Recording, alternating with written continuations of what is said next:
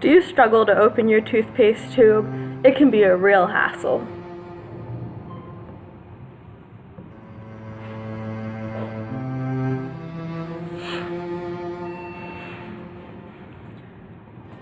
Sometimes it's so difficult to handle the toothpaste you can't even keep it in your hands. That's unsanitary. Yeah, honestly,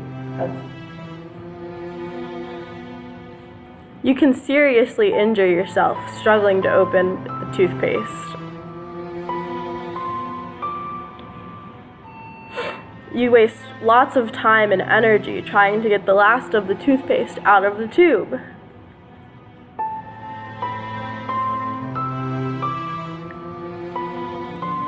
You can try to fold it or squeeze it really hard, but there should be an easier way to do this.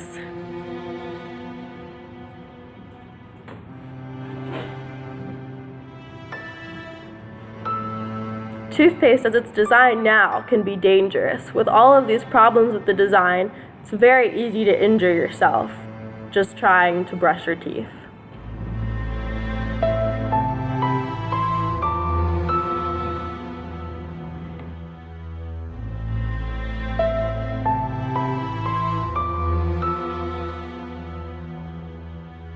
Introducing the redesigned toothpaste tube. Our product aims to redesign the traditional toothpaste tube. A huge problem among current toothpaste is that on average they waste only 13% of the toothpaste because users are unable to squeeze out all the paste, meaning wasted money for the consumer. Our product aims to minimize this waste and prevent frustration, pain, and time associated with the average consumer's fight to get that paste out.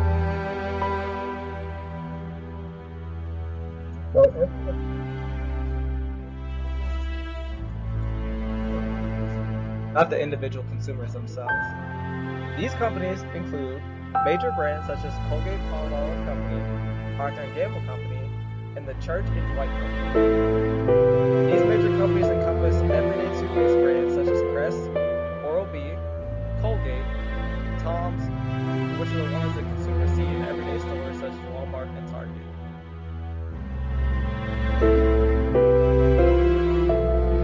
Here you can see our prototype for the redesigned toothpaste tube. Major additions to this redesign are additional toothpaste lining and a compressible spring attached to a crank. The toothpaste tube user can twist this crank to compress the spring. By doing so, the spring compressed and the inner lining contains the paste, keeping the toothpaste easily accessible.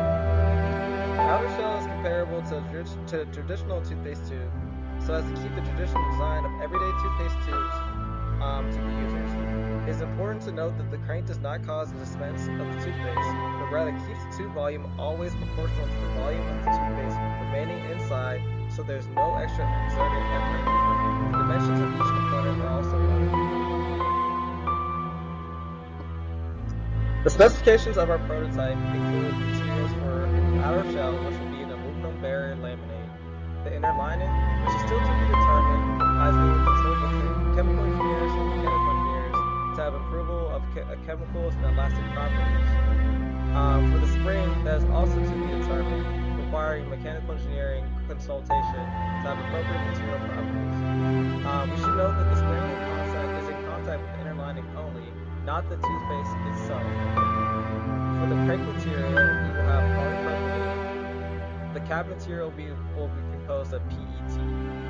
As for the dimensions of the product, the outer shell will be 125 millimeters long, while the inner lining will be 115 millimeters long. The spring will be to be determined. As mentioned before, we will consult with mechanical engineers. The cap will be 20 millimeters times 10 millimeters, while the crank will be 10 millimeters. And the overall volume and the amount of toothpaste that will be able to hold will be 180 milliliters, or approximately 6 ounces. For the design, we kept the traditional toothpaste tube model as a general exterior while incorporating an inner lining within the tube that is encompassed by a compressible spring and coil that accomplishes the above goals.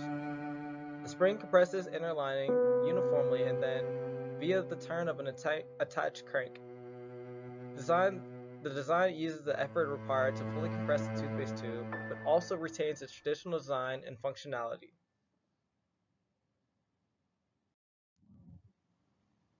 There are several human factor issues and solutions that we came up with this design.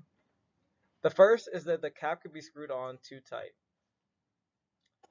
Our solution for this was that the tube should be manufactured so the cap is secured tight enough to maintain freshness in the tube, but not too tight to where it would be difficult for the user to remove during use. Secondly, a problem is that the user could potentially twist the cap or crank in the wrong direction. Our solution to this was that the cap will have arrows printed underneath the cap and the crank to indicate the correct direction to turn.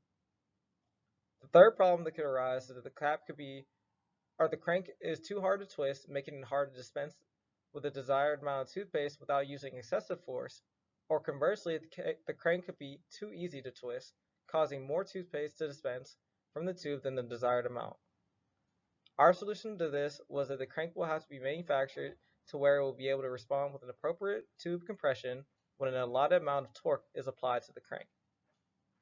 The fourth problem is that the tube material is too compressible or not compressible enough. Our solution to this was that the shell material will be composed of aluminum barrier laminate, thus maintaining the same properties of other commercial toothpaste tubes.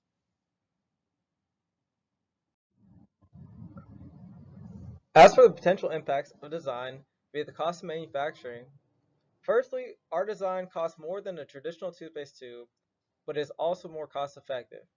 As mentioned before, the extra 13% of toothpaste that is going to be able to be elicited from our tube will be typically wasted in a typical design of competitor toothpaste tubes. Secondly, the additional material added causes a packaging increase, but it causes less of a product waste. Thirdly, the additional ease of use will be more marketable, appealing to consumers even at the increased cost level.